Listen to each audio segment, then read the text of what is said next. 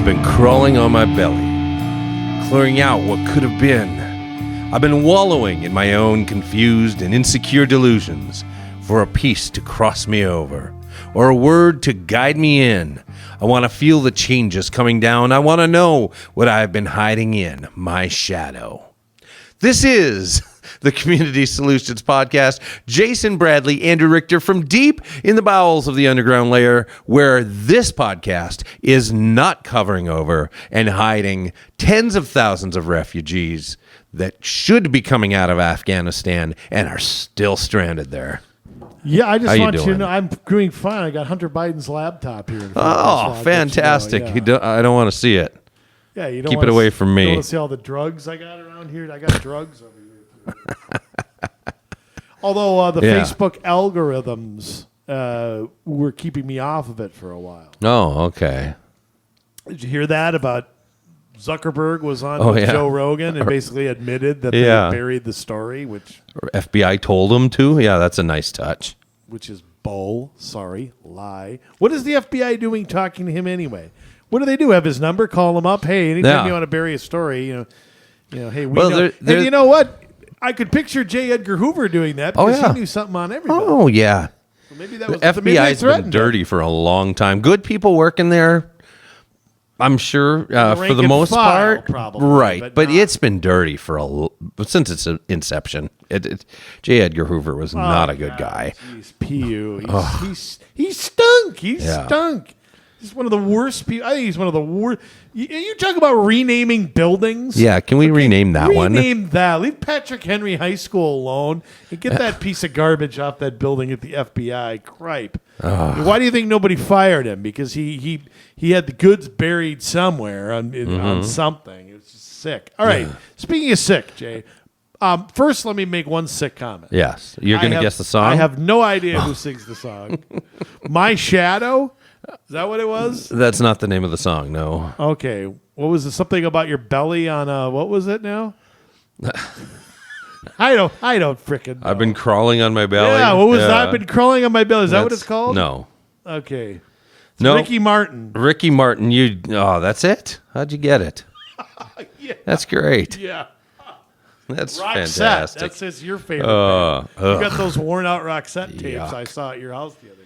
Never a fan. Right by those Vanilla Ice posters. I did love a song named Joyride, but it wasn't by them. That. Love it. Was not by them. It was by a band called Atomic Opera, and it was much gooder. No, it wasn't. Yes. No way. Joyride. I saw them do that in Arsenio Hall.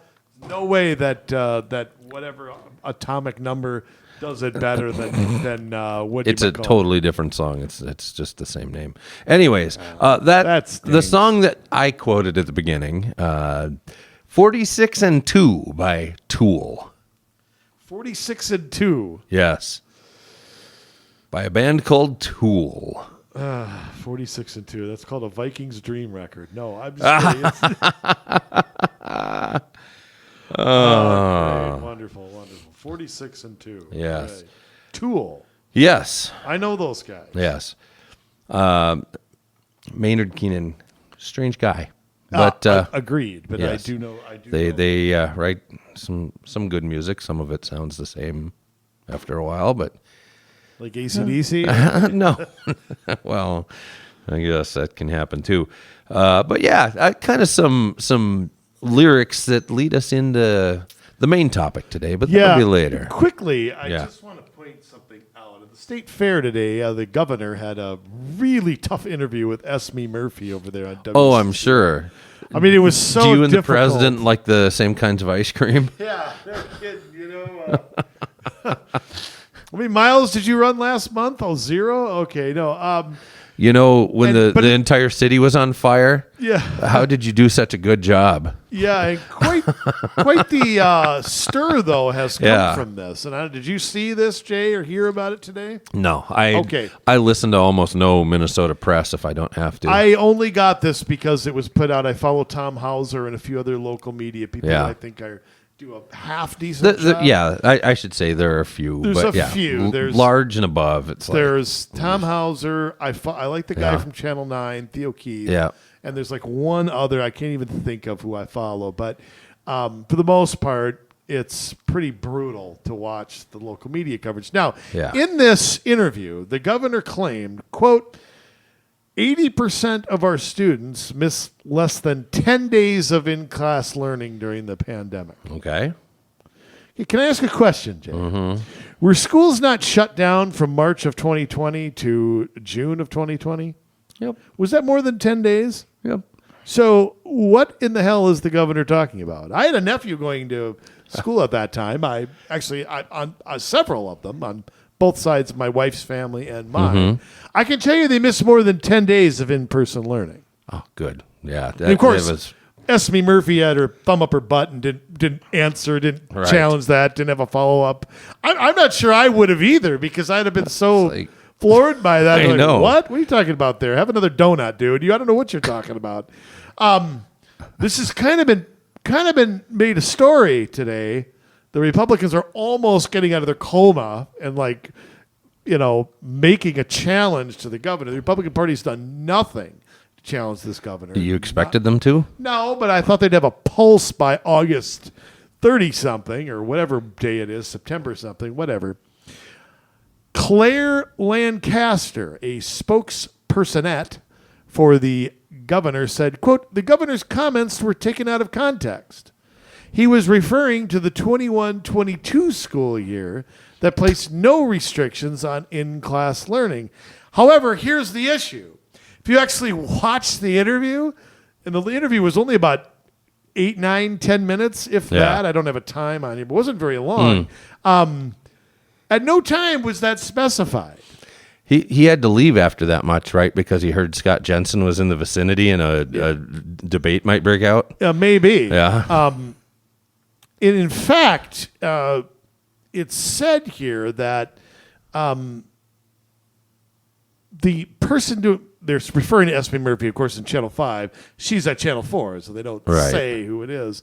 Was clearly, and I'm not quite sure I agree with this, but you could take this as talking about the initial rounds of closing in 2020. Walz was asked, have you done anything different? And Walz responded, well, just to be clear, over 80% of our students miss less than 10 days of in-class learning. So I don't know what he was speaking of there, but the mandatory school shutdown happened on March 16th of 2020. No classes resumed until the fall of 2020. Yeah. So, hey, Timmy, that's more than 10 days there, buddy. Now, here's what he said he would have done differently. This is hilarious. Yes. In hindsight, if we could have known that we could have gotten vaccinations out as quickly as possible, and we should have prioritized teachers and staff, we would do it differently now. Well, since the vaccination doesn't prevent anything from happening, basically the vaccine is, in my opinion, 90% worthless. You might as well pump sugar water into people. What would that have changed of getting kids in the classroom? The teachers' unions didn't want to go in, and you kowtowed to whatever they wanted. Yeah. And now they want more money because they missed class time. Well, you supported the shutdowns in the first place. Yeah, we need more money because we were shut down. What? I'm sure our small businesses in the state would like some extra money for being shut down for 3 months or more too. Yeah, and I love the part about Channel. They take a few shots at Esme Murphy, which is funny. Yeah. During the interview, quote, there was no follow-up questions to the governor's claim or statement about so few students missing in classroom time. Wow, that's a shock. Yeah. But I'll tell you what, and I've said this before publicly, I am concerned about this winter. I am concerned after November that whatever blue person gets through, and some red too, because I don't trust them either. Right. We're going to see a new round of masks, shutdowns. If it's going to be left up to the local school district, who knows what that will mean. And we're going to end up with yet another effed up school year, another screwed up school year, another unnecessary thing happening. There are colleges that are requiring masks all over the East Coast. Mostly in blue states, but the colleges are doing them on their own. They're not being forced to. Right. And I think when they talk about new normal, what are we going to do? Are we going to wear a mask forever? I mean, if they have their way, we will. But at what point are people just going to say, F you? We're not doing it. Arrest us. Well, what are they going to do? Send the Gestapo there? I mean, I'm just curious. If Tim Walz wants to do this thing, what does anybody look? One person can't do it though. We've seen one or two businesses get targeted and get punished. Mm-hmm. But I mean, what is going to happen? I mean, what point is somebody just? I mean, you should see what my wife has to go through in long-term care because of our health department. Oh, I'm sure. I mean, they still act like it's March of 2020, like we've learned nothing. Wow, if we've learned anything, it's that they don't learn anything. We know enough about this now that, I mean, there are certain precautions we should take, washing our hands, not coughing on other people. Well, right, but more importantly, what we've learned... It's not that dangerous to most people. More importantly, what we've learned is who's vulnerable to this. We know who that is. The average age of a death of COVID in Minnesota is 81. What does that tell you about school-age kids? And even for the people that are in that age bracket, let's look at people that we know are in that age bracket that have gotten this disease, and still, it's not, for them, not that bad. We're still looking at such a small fraction.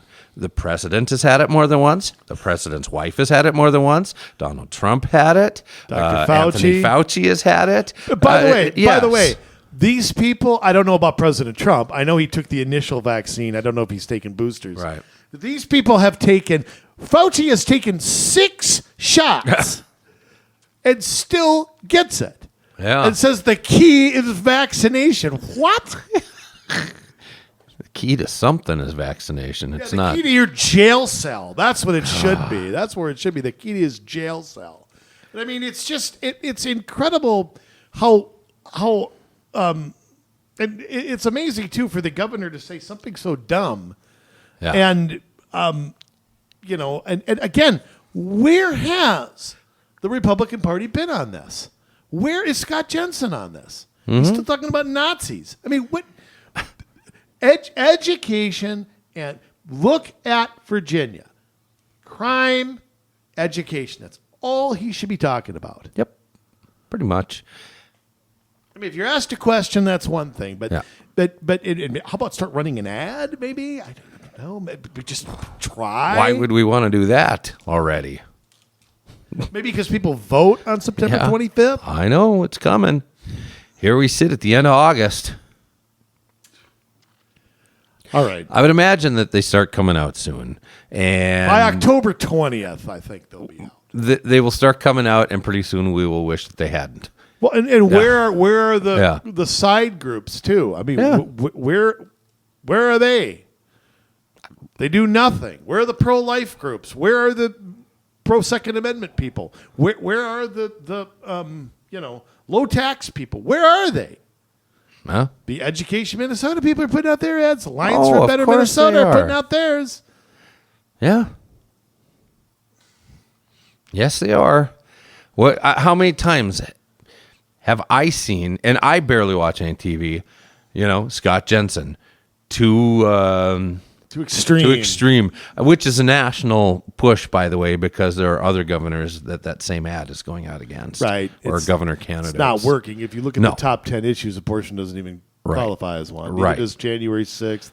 So, I mean, climate they're change. just as dumb. But I think they're being targeted in purple states. Yeah. And ultimately, I mean, again, Jensen could take some steam out of this by cutting this off at the floor. I mean, there are ways to, and I've got hit by both sides on this because, look, here on abortion, pro-abortion people are going to have to accept some abortion restrictions. Yes. They're even going to happen in the blue states because there are blue states that have banned partial birth abortions, things like that. So there are restrictions. Abortion on demand will happen in very few areas. This is one state where they're trying to make it a hot spot, right? But it's destination. But it's because Jensen has said a handful of things, and he's not hitting back on Walz for what he's said. Yep.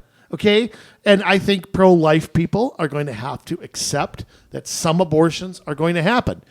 My thing is I want less abortion. I'm a pro-life person. I'm not a zealot about it, but I want less abortions. I want less unplanned pregnancies, all that stuff. That's what I want. Okay. If abortion never gets banned outright, I can live with that.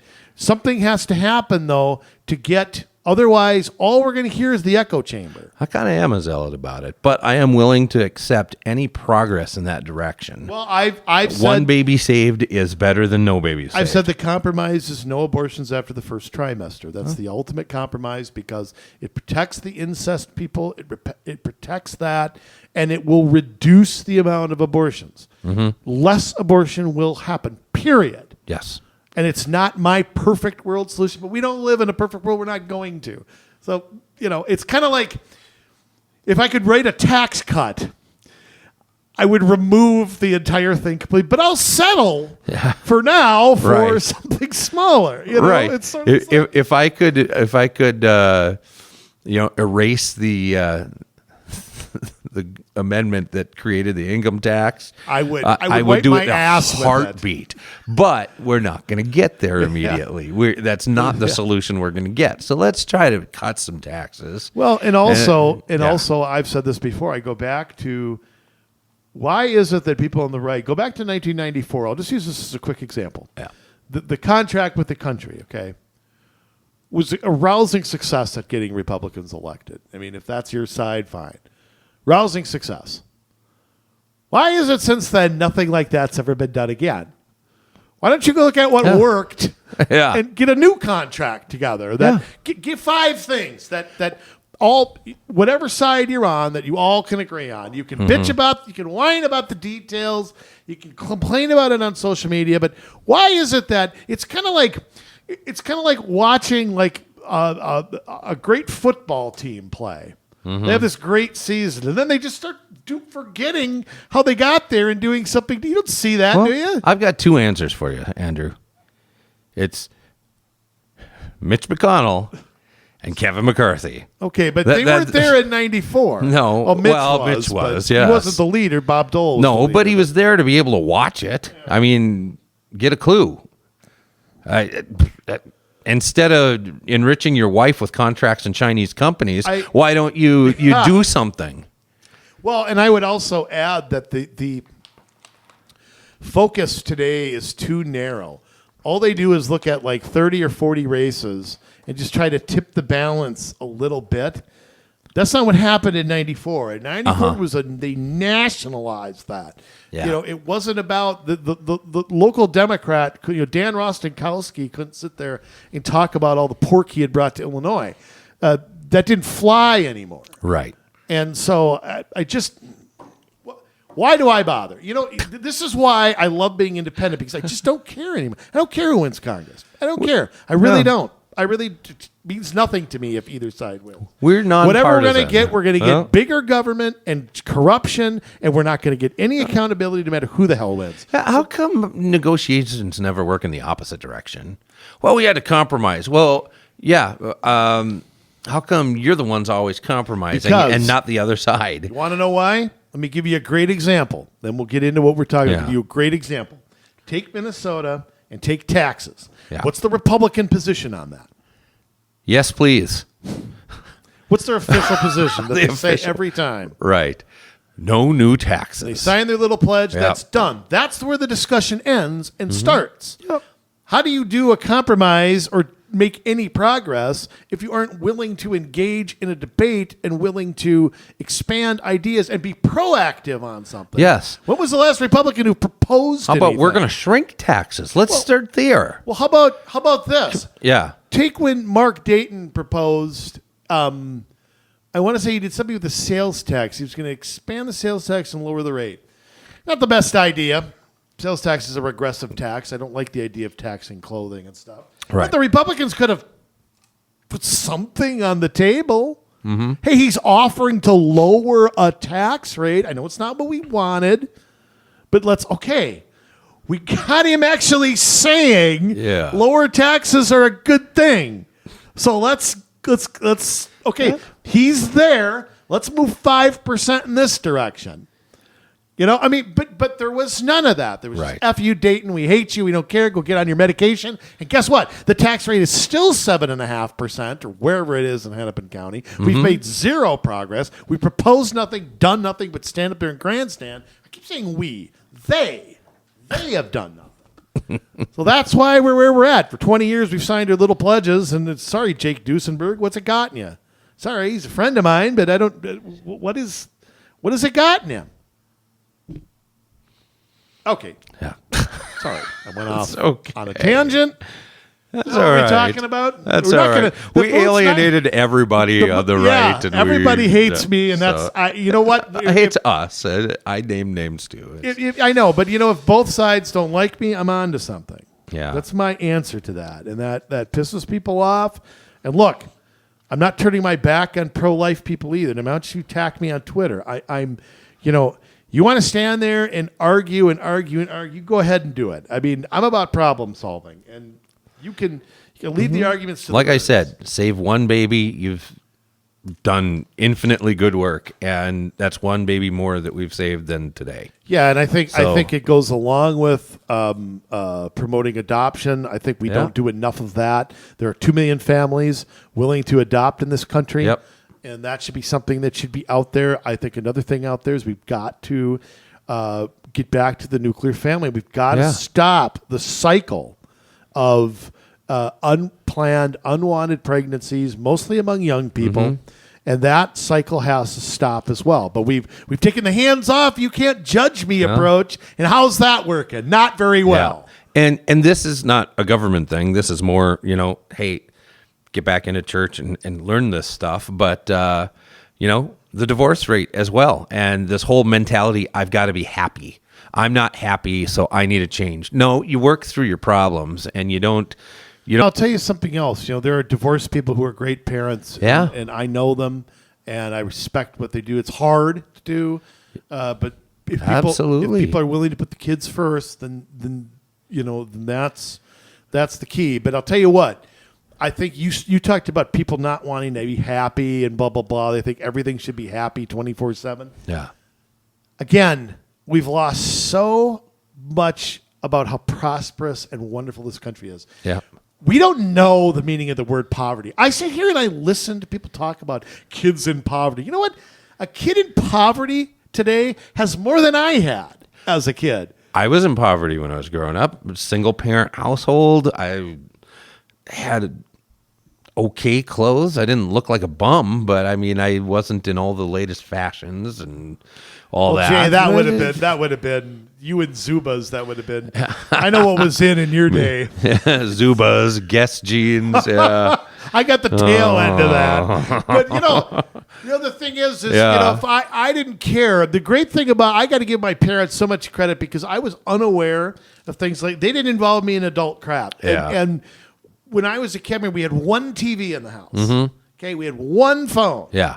Okay, I had my glove, my bike, my football, my hockey stick, and I didn't need any. I had my radio, could turn on the Twins, turn on KDWB, Case and Case from the Top 40. I didn't need anything else, and we've lost so much sight of what you need. Okay, I'm sorry, you soccer moms. Netflix is not a need. No. Okay, it isn't. Your little Rotary Club is not a need. Okay, I'm sorry. Your soap on a rope, your Avon lady, whatever it is. Soap on a rope. I keep thinking of the Avon lady with the soap on the rope. It's just your $100 facial. I mean, come on, God, get with it. But I mean, this is a great topic because it does lead into what we're going to talk about today, because kids have. Just get into it. Just get into it. Let me say this though. I mean, childhood is kind of an innocent, magical time, if you will. You don't have a care in the world. You're allowed to just play and experience and explore the world and learn about it through doing things, and by running through the forest or whatever it is, having a pickup baseball game. But The problem is that we've made it unnecessarily complicated for them. We've involved them in adult things where they have no business being in adult things. It's brought fear into their lives. It's brought confusion into their lives. It's brought unnecessary mature conversations into their lives. We've tried to over-sexualize children. We have tried to confuse them so that they're forced into picking a gender. We have tried to and just through some of the unnecessary things in society that we were just talking about, you have these kids that wander around or they're at home because parents have to work 2-3 jobs sometimes just to get the bills paid now, even in a 2-parent household where you have kids just at home and they're bored and they don't have people to play with, or they don't have their parents there to just be able to dote on them, to spend time with them, to teach them how to build a model rocket, to show them how to change a tire, to whatever. You know? And I'm gonna add too. I mean, how many? And this is going to sound harsh, but you don't need that house with 6 bedrooms and 4 bathrooms. Okay? Yeah. You also, but I mean, you talk about 2 parents working. How many families are 2 parents working because they want to keep up with the Joneses? Yeah, there's some of that too. It's not really that, it's that they want that Hawaiian vacation, and it's not so much that they can't do something. They're choosing to do. There's some of that out there. Some of that out there too. Because, like, I think of my father was a truck driver, and my mom went back to work when my sister and I were older. I was maybe 12, and my sister was about 9. When I could babysit or something if I had to. But my first 10 years, she didn't work, and then she worked part time, and then she, But it was most of the time there was somebody there. Period. Yeah. And so it's just, they didn't go out drinking. They didn't go out, I mean, I'm just saying, you might think that's kind of like a boring life, but I think, that was all we needed as a family. Yeah. So it just bugs me that I hear a lot of what you're saying about the 2 incomes, but there's a truth and a half truth to that. Yeah. So, and I think if you look at shortages of jobs too, a lot of part-time jobs are out there, a lot of good paying ones too, especially, but you can make some good money doing that. And you don't have to put your kid in daycare. That's another huge expense. Yeah. I think families, I think the keeping up with the Joneses has become a big problem with a lot of. That, I think, as adults in this day and age, we're just not growing up. You know what I mean? It's like, okay, if you're in your 30s, it's okay to play video games once in a while. There's nothing wrong with that. But if you're gaming all the time, playing more than your kids, if you joined a pickleball league, because it was such a great idea back in high school gym class, if you're playing video games all the time, you've got time to do anything else. Let's just put it that way. There's just so much. We have based our society around recreation, and we work and we work and we work because we have to, and then we want to recreate. And some people do a great job doing that as a family and taking time away. But there's a lot of people that just selfishly are like, I need this for me. Yeah, but I mean, recreation can be a great family thing, though. Yeah, camping, it can be. Camping, fishing, playing sports. I mean, going to state parks, going on. I mean, there's so many things to do that can be fun, and I think of my child again. I go back to me. All I want to do is go up north. I didn't care if we didn't go anywhere. I'd rather go sit by a lake and fish, and I was fine with that. But I have a bone to pick with sports too. It's like they never used to have games on Wednesday nights or Sundays because of church, and they don't do that anymore. Now people are in traveling leagues, and they're all around the state all the time. You know what the biggest problem is with sports is actually, and I'm gonna piggyback on that. Is the specializing in one sport way too young. Yeah, these kids who are 9, 10 years old are on traveling baseball, basketball teams, and it's like, wait a minute. What happened to playing baseball during baseball season and football during football season and hockey during hockey season? That's what I did. What was wrong with that? That's Wichita, North Dakota. Yes. Either way. Yeah. You know what I mean? It's like, I'm sorry. I know he's not going to grow up to be a major league or even a minor league baseball player. But he enjoys playing it, so he should be in something he enjoys. But I wanted to get, and I think too about the sports. I know we're going way off, but we are, but we're not. People, it does dovetail into what we're talking about with teacher licensing. I mean, what kids are learning and where. That kids are allowed to quit things too much. Let me tell you something. One thing I'll say about my father, and I learned this so much from him. He never quits nothing. Yeah. I've never seen him quit anything, except smoking. Yeah. That's about the only thing I've that's seen a good him quit. thing. Yeah. Yes. But I mean, point is, if I came home and I wanted to quit something, oh yeah, you think you're going to quit that? You can forget it. Yeah. Now, if you're 9-year-old, I suck at this sport, or so-and-so's better than me, or I got hit with the pitch. Mm-hmm. The soccer mom, okay, well, I don't want to drag little Johnny to their baseball. Might take time away from watching Hulu, so I'm not going to do it. I'm not going to make him do it. And I'm like, how do you build any character? You know what they grow up learning? Anything that's too hard, they can quit. Yeah. Anytime somebody's better than them, they can quit. And that's one of the worst things you could do for a kid is let them quit. You know what you do? You turn that kid around, you bend them over, you kick them in the ass, you say, you're going to become better than that kid next to you. I don't want to hear any more whining. I don't want to hear any. I mean, it just, I telling my father I was going to quit something. Look, he used to grow a big beard for deer hunting and get all red in the face. He looked like Brutus. It was, I wasn't going to go home and tell him that. Yeah. Oh yeah, you're gonna quit. Get your blanket. That was a ticket that I was gonna do more, and it was gonna be worse. But I'll tell you what, it instilled that in me. What do I quit? I don't quit anything. With my kids too, it's like I don't want to do this anymore. Guess what? You committed to it. Yeah, you're gonna finish it. If you don't like it after you have finished this, then let's find what you like, and I'm okay with that. But you're not quitting in the middle. Yeah, and everything isn't fun. Can we just learn that? Everything's not fun. Yeah. Now, speaking of not fun, wow, is the Minnesota Department of Education on my poop list. I mean, they always have been. Oh, yeah. But there's, the Department of Education's kind of like relatives. After a few days, they start to stink. This is the same thing here. They've been stinking for so long. It's incredible. Now, by the way, I want to know something here. These standards were put in months ago. Where is the Commissioner of Education in front of this Republican Senate? Same place Jan Malcolm is. Nowhere. Yeah. Collecting a check on me. Mm-hmm.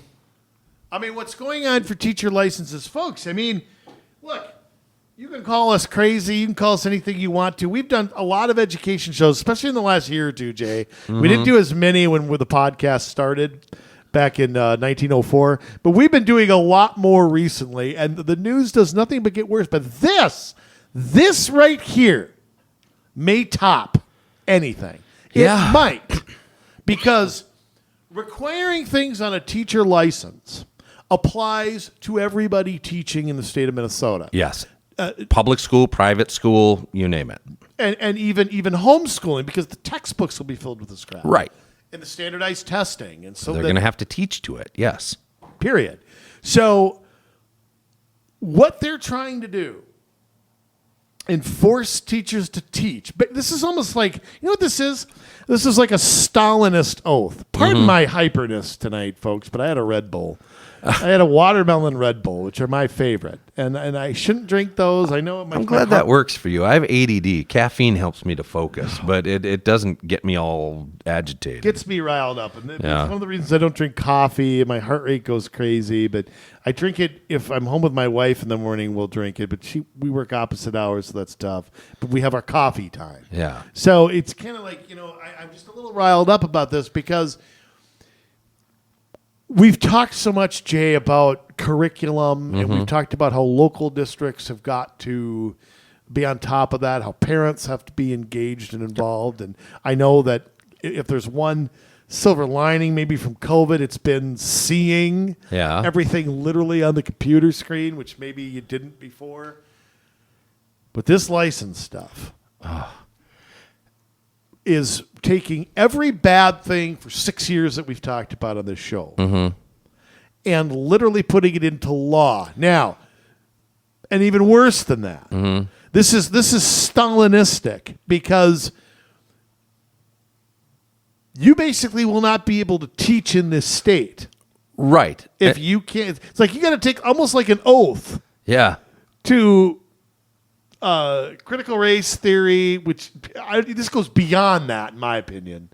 And all that stuff, you literally have to almost be married to it. Yes. To teach in this state. Absolutely. And let's give a little bit of framework here. So what we're talking about, these licensing requirements in this state, and probably in most others, there are a number of jobs that you need to have a license in order to do. Otherwise, you do not get to be a part of that profession. Those licenses are administered by the state. You have to apply for them. Some require tests. Some do not require tests. Some just continuing education. The continuing education for teachers in the state goes, a lot of it, through the Teachers Union, Education Minnesota, where in previous podcasts we've talked about the kind of education that they're giving teachers and how filled it is with this garbage, this nonsense. And they have to go through this and complete this coursework to have a certain amount of continuing education credits or hours in order to be able to maintain a teaching license to teach in the state of Minnesota. Without it, they don't get to teach, not in public school, not in private school. Yeah, and by the way, the licenses are for so many things you wouldn't even realize. Yes. You know, licensed truck driver, licensed plumber, licensed tree massage driver, therapist, licensed massage therapist, licensed ass kisser, whatever. I mean, there's even like don't lawyer. know if that's one, but yes. Take like a lawyer. Yes, You have to pass the bar exam in every state. You want to move, you got to pass their bar exam to practice law. Absolutely. So there's a lot of this license requirement stuff. License to practice medicine. Yeah, License to Drive. One of the greatest 80s movies ever. Oh, but yes. I mean, so this is really a problem in and of itself, is that if the state decides, how can the state be the arbiter of what you can or can't say or do or practice in order to be able to operate in a certain occupation? Well, and I've said this before. I mean, if somebody has a degree in something, and I'm one that doesn't believe you need a degree to teach. I think that one of the things we need to do with education is open that up. And you know, and that is not a knock on teachers. It's bringing a different perspective to the classroom, like the alternative teachers licenses, which got passed in Minnesota and got watered down by the Board of Teaching. But I mean, again, another example of where conservatives put something in and didn't follow up, didn't horse trade it for something, because it's a popular thing to take a lawyer taking a semester off and actually teaching, oh, this guy actually does this for a living. So do you want to be a lawyer because you've watched LA Law reruns, or do you want to be a lawyer because you actually know what the hell they do? Well, would that be informative for a kid? Yeah. You know, oh, you're actually a lawyer. I mean, what? I don't understand the opposition to things like that. You know, I mean, you want to be an accountant. Well, why? Do you know what they do in a day? You know, I mean, you want to be, an astronaut. Well, you know what they do other than never leave ground?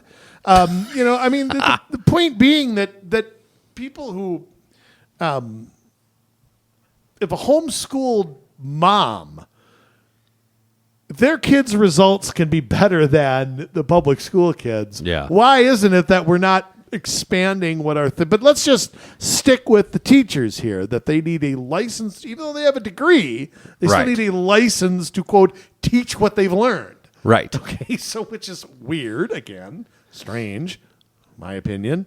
To me, if they're not a felon, I don't know what the purpose of getting a license would be. Right. But Which again, okay, I know we're going off track a bunch today. Having gone through some of this, why do you need to have a university degree to become a teacher? You don't teach what you learned in school. You teach what the textbooks tell you to teach. And in school, you learn about how to identify if kids are on drugs or alcohol. You learn about how to correct behaviors in the classroom. You learn about different, I wouldn't say multiple styles of learning. Jay, when did you go through this? What year are you? 90, I mean, just give me a ballpark. I mean, I know. No, it was in the mid 90s. Okay. Yeah. So you had your degree. You were teaching down here, right? Yeah, in the late 90s, I was teaching down here. So yeah. Yep. So you didn't learn racial consciousness and reflection? That was something that I learned by fire when I got into the school system down here, yes. That you can't correct certain kids. You can't give bad grades to certain kids. You can't... rewarding bad behavior. Yeah. Yeah, but I mean, we have to reiterate. This is from the Minnesota Professional Educator Licensing and Standards Boards. PELSB, yeah, you know me. Okay? And this goes for all teachers, okay? Actually, it would apply to all new teachers. And they wonder why people aren't going into the teaching profession. Could this be one reason? Yeah. They'd like to teach kids, and maybe they'd like kids to succeed, not teach them to be young activists. Right. And it's really driving a lot of people out of teaching that would be good teachers, but they don't want those people. They want the people that will toe the line. They want the mind-numb robot who won't question the union. Yeah. Okay. The changes will impact licensure programs and require aspiring teachers to demonstrate ideologically driven content in their coursework. A proposed standard is titled Racial Consciousness and Reflection, and that includes substandards describing what, by the way, Alpha News did something on this. This is from August 25th, 2022. Fresh off the presses. Yes. The teachers understands that knowledge creation, ways of knowing, and teaching are social and cultural practices shaped by race and ethnicity, often resulting in racially disparate advantages and disadvantages. The teacher understands how the ethnocentrism, Eurocentrism, deficit-based teaching, and white supremacy undermine pedagogical equity. What did I just say? Well, pedagogy is what it's like your method of teaching or whatever. It's the dissemination of the information, and Jay never has so much diarrhea come out of my mouth before. Yeah. Say what you want about me, folks, and a lot of you do. That's fine. But after 209 episodes of television, 260 whatever shows of this, or whatever shows of my own show, I have never said that sentence. No more diarrhea has ever come out of my mouth than what I just said a few minutes ago. You sounded like a true educrat. So and that's the worst thing. I'd rather be. I don't even want to say what I'd rather be.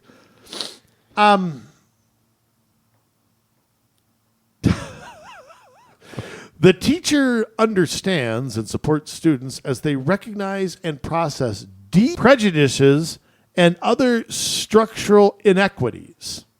That is a statement in this. And I really have to...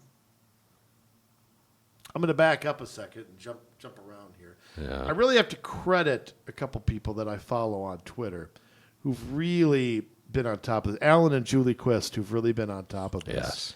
I want to share some specific ones here.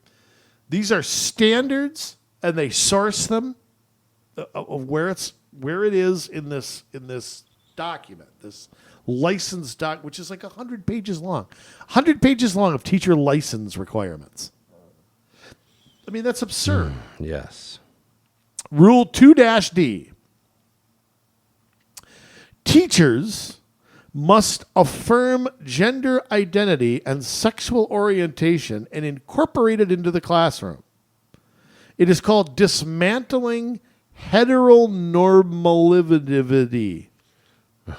Heteronormativity. Yep. Whatever that BS word is, that's what it is. So, teachers are required to affirm. Now, it doesn't say what age either. Right. So your kindergarten class, but we need that kid from Kindergarten Cop. Remember the kid who got up and asked the question to Arnold? Okay. Yeah. That's what we need. But that won't be allowed. Right. Because that's not gender fluid enough. Right. So kids have to affirm their gender. They get to pick. Remember, they get to identify as what they want. Mm-hmm. So at lunchtime, I'm going to identify at this, and at recess, I'm going to identify. I could have had fun with this. Yeah. When I change for gym, I'm going to identify as this. I'm a Tyrannosaurus Rex. I'm the cat woman or something. So that has to be reaffirmed. We have to dismantle heterosexualness. Yes. We cannot have that. That's dangerous. It's dangerous to teach people scientific knowledge on chromosomes. Right. You're either born with an XY chromosome or you aren't. That doesn't change no matter what you do. Right. That's in every single stinking cell. Your dog can't self-identify as a giraffe. Okay? So same thing applies. And look, I am sympathetic to kids who are misfits, kids who have a tough time in school. But those are the kids that get hurt the most by crap like this. Right. Just because I was never made fun of once. Yeah. I know I've said it. I was never bullied once, which according to some made me the bully. I would disagree with that, but whatever. How do you like that standard? You affirm that there, James? No, this is ridiculous. I'm going to let you read the next one because I don't want to look at it. I don't want to look at it. I don't know. Which one are we looking at? You might need to look at it. Standard 8-G. You better read it. You're taking up to his boring radio. All right. Intersectionality. Which I don't know what that means, but we'll find out. We've talked about it on this show. Let's give a quick definition. Maybe I should know what we've talked about. Intersectionality. This is another one of those. Is that where 94 and 35W? Kind of is. Okay. Kind of is. If you are a white Christian male heterosexual being, you're the average honky. You have no intersectionality. However, if you're a gay white male, then you have 1 point of intersectionality. If you're a black female, you have 2 points of intersectionality. No, wait a minute. I'm going to hop in for a second. Yes. Here. So let's just pretend I am a straight white male who is a Christian. Yes. Why can't I have an intersexuality with intersectionality? That's what I said. Like an intersection, yes. Sectionality. What did I say? Sexuality, yes. Because what I'm about to say would really make that bad. Why can't I have an intersectionality with another person who is male, Christian, and black? Wouldn't we both have our religion and our gender be intersecting? No, it doesn't work like that because you, as a white Christian male heterosexual, do not face any oppression. Really? Yes. Once you're black, who's taking the Pledge of Allegiance away? Once you're black, you start to experience right. some you check a box. prejudice. Right. If you're black and gay, you check 2 boxes of oppression. If you're a woman on top of that, that's 3 boxes of oppression. And so each intersection of oppression gives you more and more favor within the community of... You're more of a victim. Blah, yes. Yes. It's checking the boxes, which is what we always do now on some. Exactly. Who started this thing of putting everybody into a group?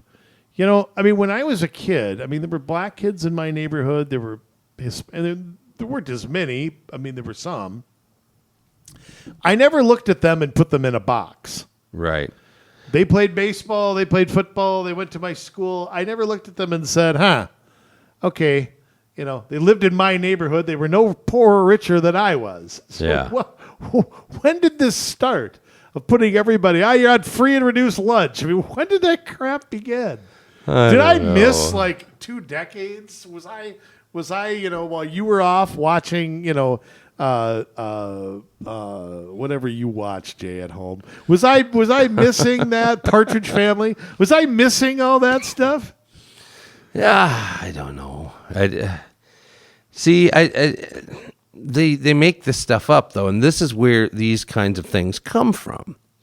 By having this ladder, if you will, of intersectionality, the more of these boxes you check off, the more favors you deserve to make up for the oppression you've received. And I want to say they list a lot here. Go ahead. Class, Continue. race, Yes. sexuality, religion, national origin, immigration status, language, ability, and age. Ability! Hey, there's a lot of black kids who are better at sports than I am. Am I the oppressed one? LeBron James, is he oppressed? Can you turn on a movie without hearing rap music anymore? Oh, God. You Can't turn on a movie without a gay person in it. Yeah. Impossible. Even if they're, are you familiar with V.C. Andrews? Yes. Flowers in the Attic? Yes, Flowers in the Attic. They made the prequels. Well, my wife would be upset with me for saying this, but no, she wouldn't be.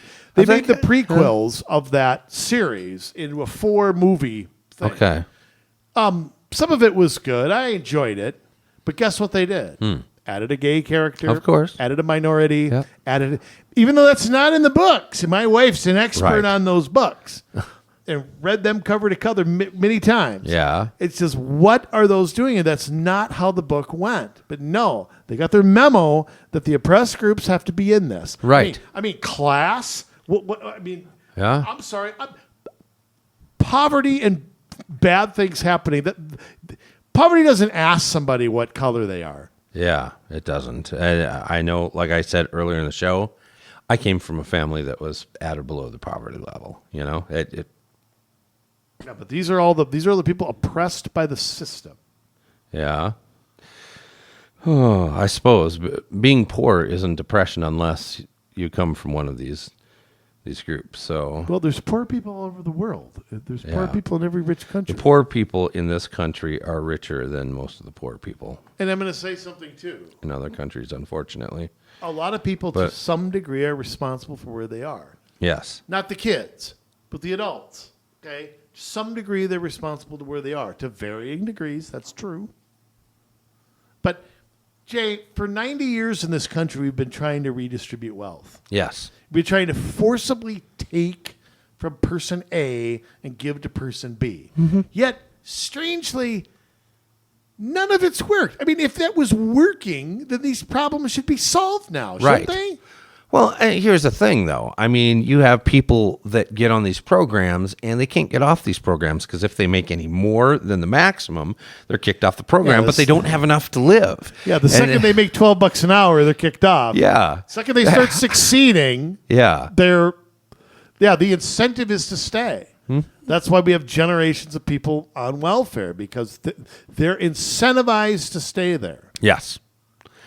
But, that's central to having power over people. And again, this whole thing is how to create a generation of people that they can have power over because they all agree to this set of principles that gives the government that say. Well, and again, when did this start of teaching that it was the school's job to make kids activists? It was the school's job to teach elementary kids about, when I was in elementary school, what my biggest problem was? Whether my mom forgot the pudding in my school lunch. That was my biggest worry. Yeah. And I look back on it, and very few times in my life, I know we've talked about this, very few times in my life do I feel I was indoctrinated into something. Yeah. Very rarely. But, I mean, goodness gracious, these kids can barely count. Mm-hmm. They can barely, they pick their nose and they flick it at people. That's who we're putting this into their heads. Yes. They play remember football? I was going to say the paper football. That was the best. I used to have a teacher, the bell would ring. He'd be like, all right, halftime, guys. That was my biggest worry. Yeah. And now these kids, look at this crap. Listen. Those little things that you know. Oh, yeah. That open like now and later. It opens like a flower or whatever. I couldn't make I those. choose 4. 1, 2, 3, 4. Yeah. Red, R-E-D. Yeah. What was that? Yeah. I don't know. I could never make them either. I couldn't either. I just made airplanes. I made airplanes. That was the thing. I was good at that. Spitballs. Yeah. With the end of a pencil. Yeah. You know what the best part? Take the innards out of a pen. Yeah, this is so bad. You ever notice how somebody passed gas in a class? The only person who didn't hear it was the teacher. I can just remember. Just not me, but somebody else just cutting the cheese, and everybody laughing, and the teacher just clueless, just up there, reading whatever, doing whatever they were, and we're all just laughing. He's like, God, did you hear that? Of course, on those old chairs. because the teacher did it. That's why. What do you call that? Whoever smelt it, don't. Yeah, yeah.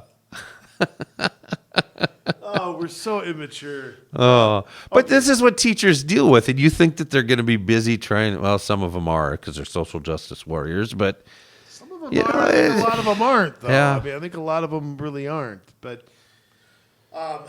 listen to this. Listen to 4H. This is a pretty tough one. Teacher must teach power, privilege, intersectionality, systemic oppression, and train students to be, quote, agents of social change. So it's not enough that they don't, that they you can't go there and just teach kids math and science and English and things like that. No, they have to be agents of social change. Can I ask a question? What if they were agents of social change the other way? yeah, What if the Ku Klux Klan opened up a school and said, hey, we're agents of social change? right. Yeah, that wouldn't go very far. I don't think so. But this is okay somehow.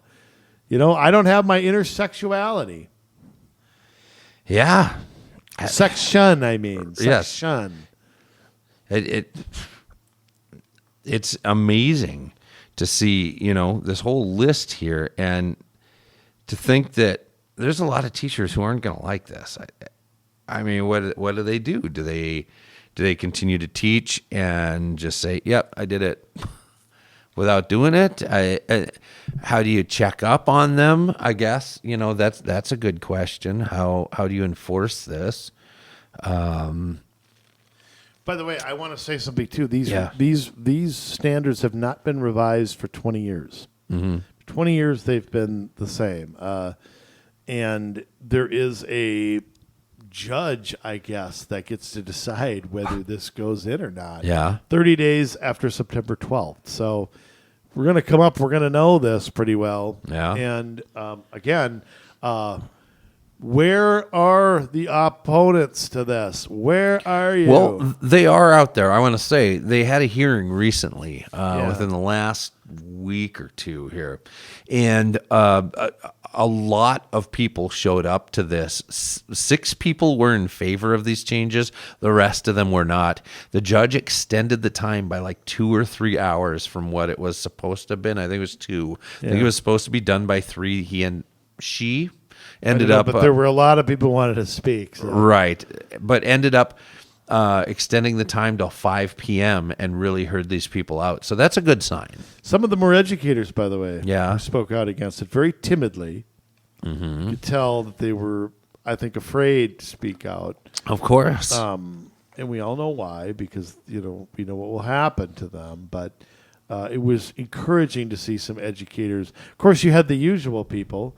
A teacher, this is from what you're talking about, spoke in favor of this. It requires educators to provide a learning environment that is anti-bias and anti-racist. But yet it Where is. did they pick up that language from? Right. But yet it is. It's biased against Christians. It's biased against white people. It's Aren't they racist students against too? white Aren't people. they students too? Yeah. It's biased against men or now girls that say, hey, no, you can't choose your gender. It is biased against anybody that holds any sort of traditional value system. And not even traditional. That's the thing. It's like everything we've known to be true is now false. Right. Listen to this knucklehead. Caitlin Snyder of Education Minnesota, of course. Wait, she has 3 names? A hyphenated name? It's not hyphenated. Oh, it's not hyphenated. Okay. Praised the standards for better fulfilling the state's, quote, moral and constitutional responsibility to provide public education to all students. Can you show me where a student has been turned down from going into public, unless they've been expelled? Yeah. Can you show me that? What student does not get an education in this state? You don't even have to be a citizen of this country. Yeah. So tell me there, Lynn Kate Snyder, whatever your damn name is, who is being turned down for this? Well, nobody's being turned down. The people not getting education are a lot of the high school students that end up dropping out because their time is so wasted by all of this nonsense. Well, there could be something to that too. Listen to this quote. In order to do so, students must see their identities affirmed in the classroom. Snyder snorted. I added that. I know. This draft was developed after teachers asked for standards that would push them toward an understanding of all students, how to work with all students, and how a deeper reflection of how their own bias may impact their students. Yeah, right. Yeah, right. This came from teachers. Bull. We all know where this came from. This came from CRT and the same garbage you've been pushing, Miss Edumacation, Minnesota. That is crap and you know it. Absolutely. B as in B, S as in S, Barbara Streisand. Bologna sandwich. Thank you, Joe Souchery, by the way. Yeah. Oh. Yeah. You know what, Jay, I'm going to take this a step further. You know where we're also seeing this? Corporations. Oh, yeah. I mean, because of ESG, you've got to have... It's like they've got a handbook right for how to talk corporate. Diversity is our strength. Mm-hmm. Your call is very important to us. I mean, but we welcome all cultures here. Right. We celebrate Happy Kwanzaa. They've got literally a playbook. Well, and here's the thing, though, to get a good ESG score, in the S category for social, you've got to have your board of directors, a certain percentage of women and minorities and gays and transgenders, and you got to... Transgenders are out there to put on a board of corporations. I don't know. You got to be kind of qualified in business, don't you? Right. He, she. Well... Yeah. We see this crap everywhere. It's everywhere. And by the way, the professional responsibility standard in this requires educators to assess their biases and perceptions in their academic training and examine how these may affect their teaching practice and perpetuate oppressive systems. So they basically start from the premise that every teacher is biased. Every teacher is racist. Every teacher is a horrible human being, and that's where it begins. And like I said, folks, this crap will be everywhere. I mean, this isn't going to be limited to schools in Minneapolis like some things are. Right. No, this will be everywhere. You will not be able to teach anywhere in Minnesota without this affecting you. And probably anywhere else, because I can guarantee you this stuff will be everywhere soon. It'll be pushed through as swiftly and as much as it can humanly possibly be done. No question. Yeah, absolutely. And imagine, Jay, do this. yeah. Imagine being, and I know this has happened to a lot of traditional families already. I hate using that word because, nuclear families. Imagine going to school and like basically being taught what your parents told you is bull. Mm-hmm. Your parents were wrong. They don't know anything. They're racist. They're structurally biased. They're stupid and they don't know it. Yeah.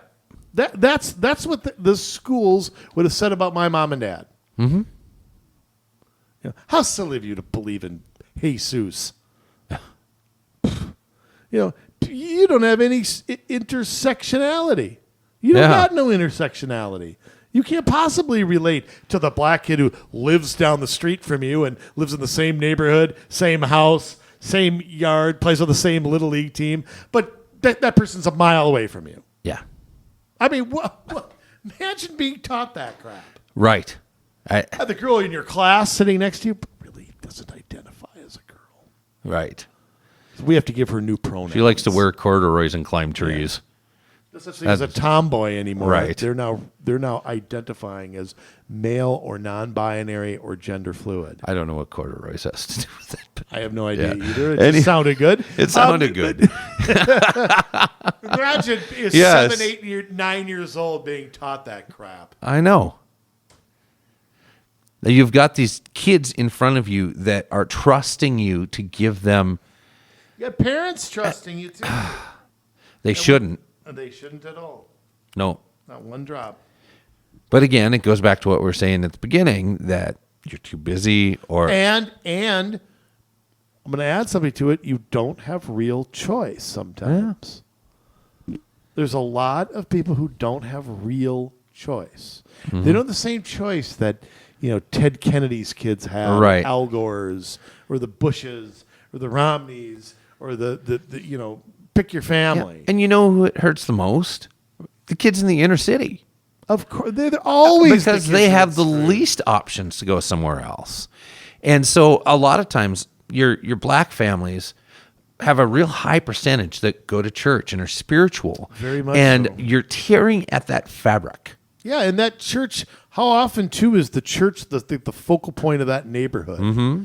You know what I mean? Like not just for going to church, but for fun activities. Yeah. For camps, help. I mean, volunteers. Yeah. That church can be the focal point of that neighborhood. Right. And you go in and tell them, your church doesn't know anything. I mean, yeah. Incredible. You're just not tolerant. You're a Christian, so you're just not tolerant of others. Right. You have implicit bias, and you don't know it. I know. You've got Hispanic kids that many are Catholic. Huge percentages of Catholics,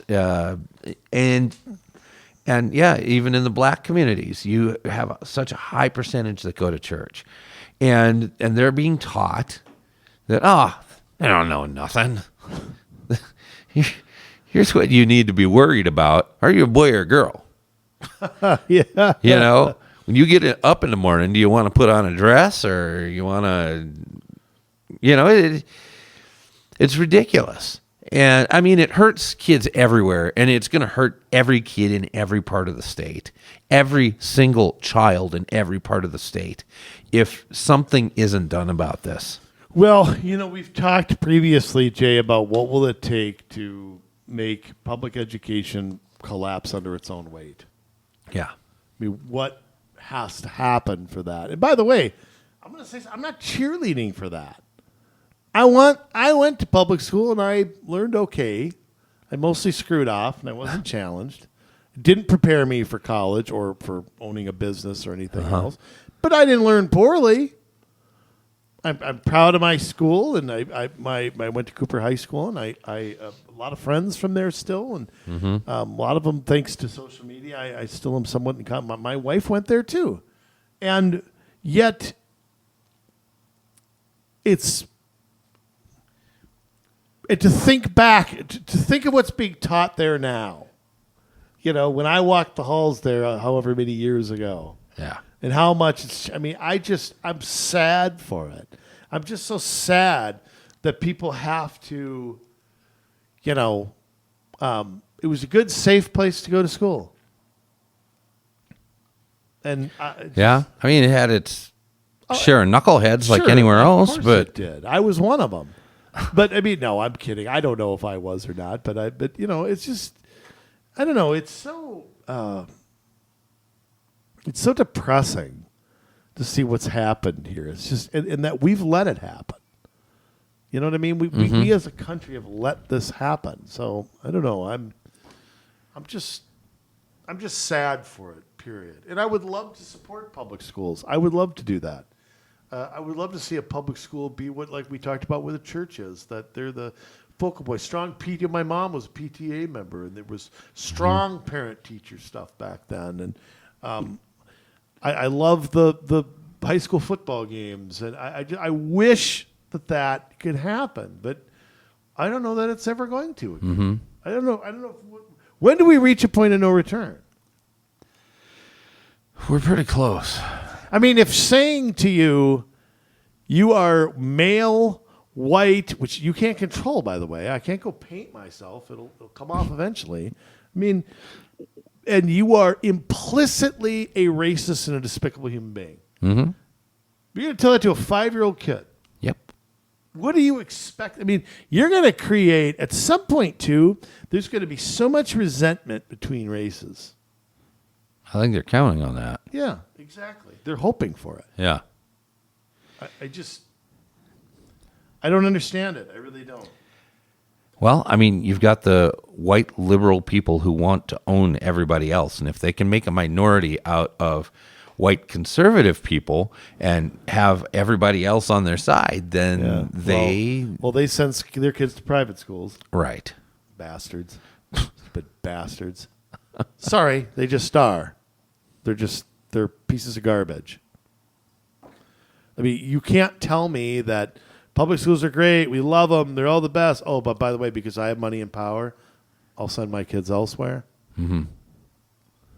I mean, all you have to do is, where do powerful people send their kids? Mm-hmm. There's the answer. So it's just, they're not putting their kids in with your kid. Of course not. They're you've got to put you got to put your kid with other like-minded kids there, right? Who will get the same special treatment. But a white kid attending a public school and a black kid attending a public school from the same neighborhood, they shouldn't notice any difference. Mm-hmm. They really shouldn't. I think that's just, I don't know. I don't know, Jay. I don't know if I'm of the opinion that this is hopeless. I'm getting there. Well, let's hope it's not. But I don't know. I look at the results. I look at what young people say, and I know that makes me sound old, but I don't know what's going to turn this around. I really don't, other than people leaving the public school system. But they can't do that unless they have the means. Right. Well, that's where we got to put our heads together, and we got to come up with a better solution. That's why churches, if you want to stay relevant, you might want to think about hosting homeschool pods and homeschool co-ops and helping sponsor kids out of your community to get to these things. And I don't mean to slam churches, but many of them have joined on to this stuff. Churches aren't innocent in this. No. A lot of times we would call those apostate churches because they're not really following the precepts of Christianity anymore. Well, you can call them prostate churches all you want, but I mean, the point is that... Prostate churches. Well, that's a different kind of church. But. Yeah, that one hurts. I mean, it's just... I don't know. You know more about that than me. Yeah. it just kind of, I mean, what's the point of having the church if they don't stand up for what they preach? I mean, if they preach one thing and then turn their heads, I mean, they're as guilty as. Absolutely. I think what you'll find, and this is maybe you would disagree with me of this, but I think what you find is that the congregation would think one way and the clergy may think another. That could be true as well. But if that's the case, you're not going to save that denomination. I would get out and find one that thinks like you. You're at the wrong church. Yeah. Why don't we just say you're at the wrong church? All right. On that note, Jay, I hated this episode. I hated it. We had a couple good laughs. We were funny. We were pretty good, but this might be maybe the most depressing episode that we've had. I mean, that's saying something. I mean, we talked about county attorneys for an hour and a half, and I walk away almost, I don't know, feeling worse than I can imagine remembering feeling. I feel terrible. Here's the problem with this. I mean, we could save this where the licensing standards don't change, but we're still battling with school boards, administrations, individual teachers, families that just they're not paying attention, don't care, don't think it's a serious issue. And it's a hard one to change because on so many levels, where a lot of things we talk about, when you want to reduce taxes, you sign something into law. It doesn't work like that with this. You know what I mean? Very much so. It certainly doesn't. So it makes it a much more difficult fight because it's once things get into the family, once things get into the church that are not good, our perceptions of these things start, not mine and yours, but as a culture, our perceptions of these things start to change and we don't stand vigilant anymore. And unfortunately, we've reached that point with a lot of things in economics, in science, in whatever, and this is just one of the final nails in the coffin if we can't salvage this. I want to say something too. Finding information about this was not easy. No. Again, Alan and Julie Quist, kudos to you. Kudos to Alpha News. I could not find one story on WCCO, Carol Evan, or KSTP about this. I mean, if you find one, send it to us. But I could not find a single one. I've been Googling this for days. I Googled it all week. You and I talked about doing this episode a week ago. I mean, we found commentaries, but nothing that gave us cold, hard facts. Yeah, there was nothing that really exposed what the real truth was here. And I can only... it's just strange how the mainstream media always cover the same stories and always ignore the same stories. Yeah. It's just always... I mean, here you have KSTP that won't mention Esme Murphy's name, but they'll suppress the same story that... it's just the same thing. But Jay, I'm counting on you to do your job here. Make me feel a little bit better. I don't know if I can. I don't feel very good. Yeah, well... I really just don't. You can try, Jay. It might not work. Styling and profiling, limousine riding, jet flying. I think I said that backwards. Doesn't matter. The Roddy of Piper, the king of Sting. Ladies and gentlemen, once again, the women love him, the men want to be him, except for me. We present with the sign-off sermon, Jason Bradley. Away you go. Thank you, Andrew. Feeling kind of salty today. We'll see what we can do with that.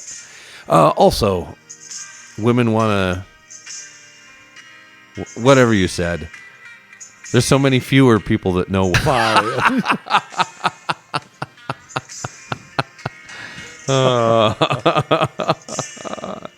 Yes. You know,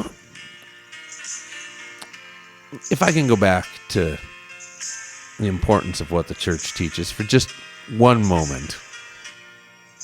Now, don't shut this off. This is important. Jesus himself taught that if anyone harms a little one, They are better off to have a millstone put around their neck and be thrown into the sea. Now, I'm not advocating for violence.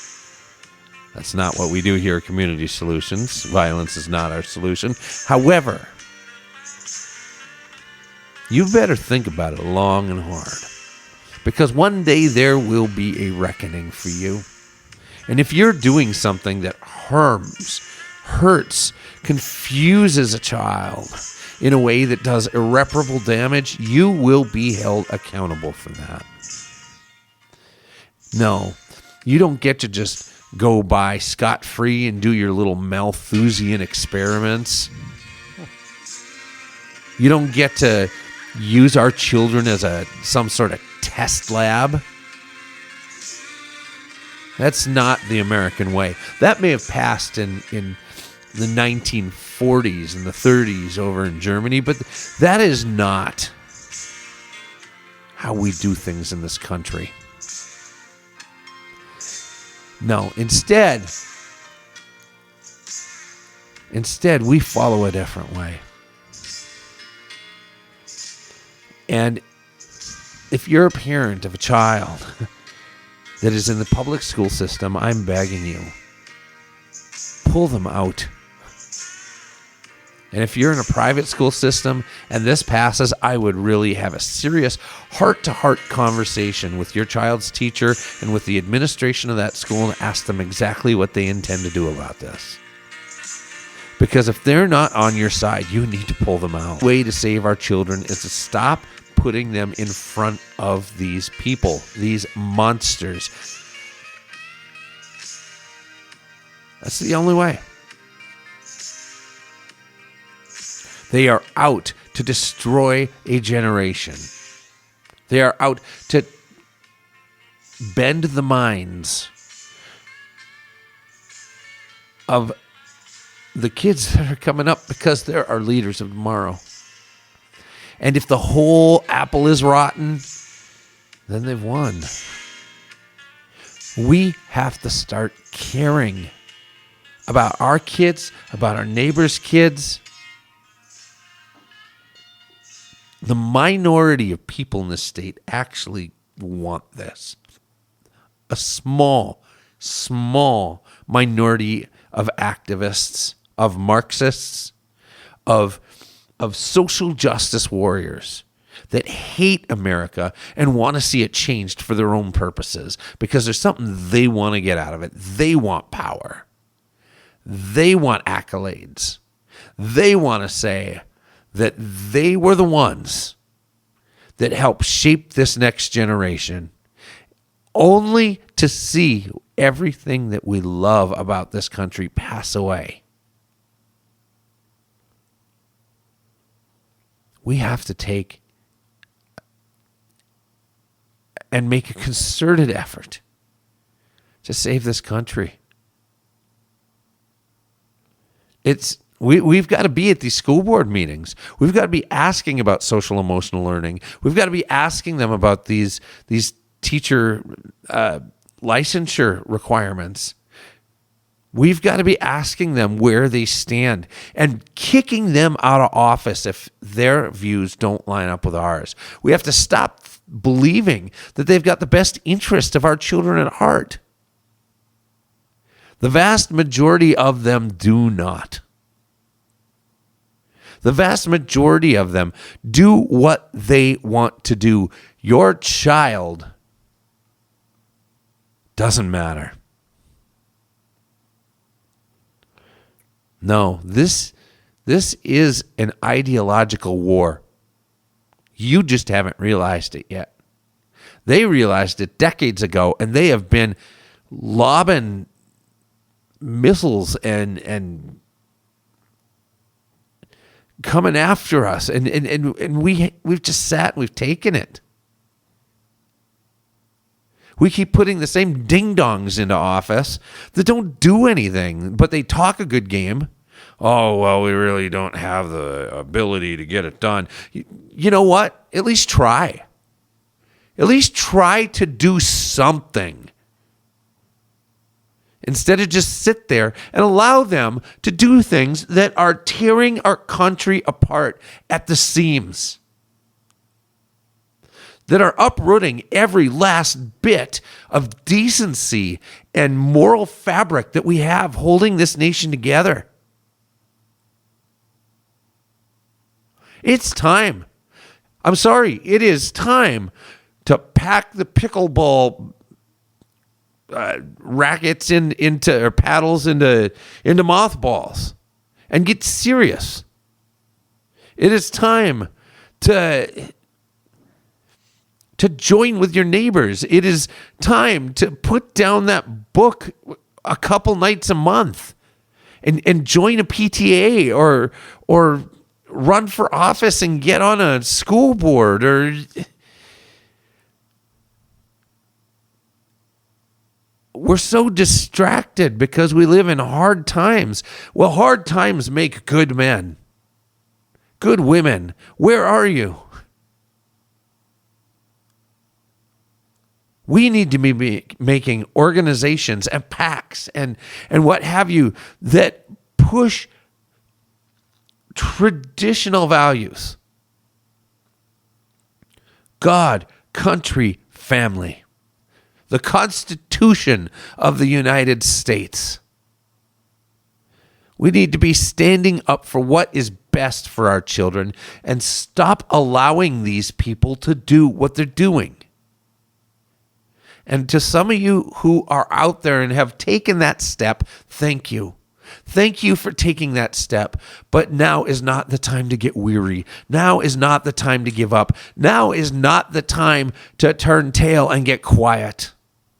No, we need you to get louder. We need you to take a harder stand. We need you to speak up and be present. The times are ripe for sacrifice. We need to sacrifice for our children, our grandchildren, for all the kids, the students of this state that are under constant attack on a daily basis, trying to be told that there's something they're not and that there's something wrong with them if they don't think so.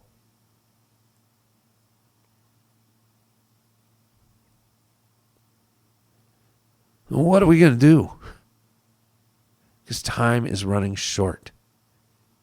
The attacks are getting more severe, more frequent. What's it going to take to get you to say, you know what? I need to do something. I need to be the adult in the room. I need to stand up and I need to do something. I need to put away my own interests for a time so that I can pursue them later. So that my children can pursue them.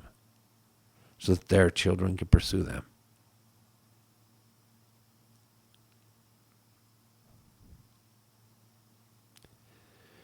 It didn't take a whole lot of people to win the Revolutionary War or the Civil War. It's just a fraction. Just a fraction. So this ideological war we're in, if this moves you at all, we need you to step in and fight. Fight by our side.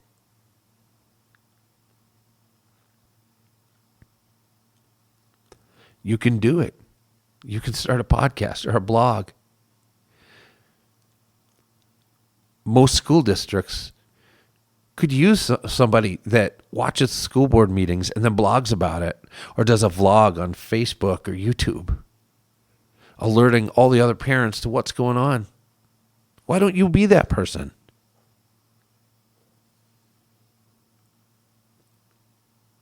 It doesn't take all of us to wake up. It is time for us to pull ourselves up by the bootstraps and to march out into that field not knowing if victory awaits us. But I can assure you that although we're in for the fight of our lifetime, and if we actually end up being victorious. That history will remember us well.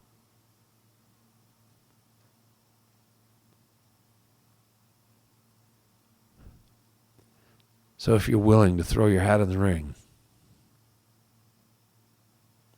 you want to become part of this movement to restore sanity to our country, to preserve liberty, and to preserve our children, get a hold of us.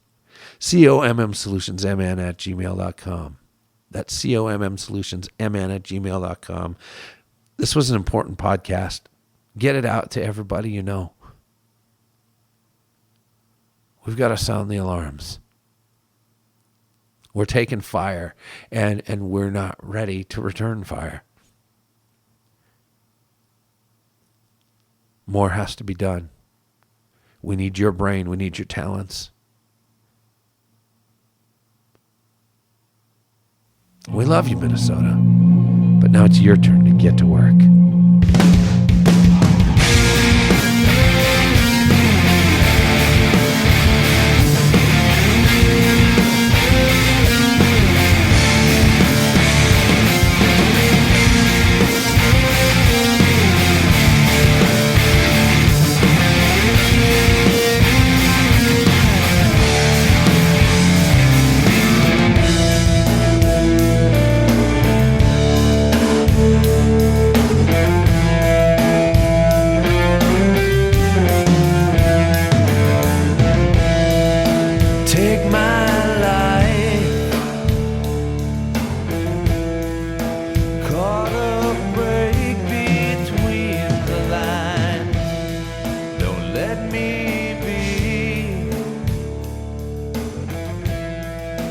Get too caught up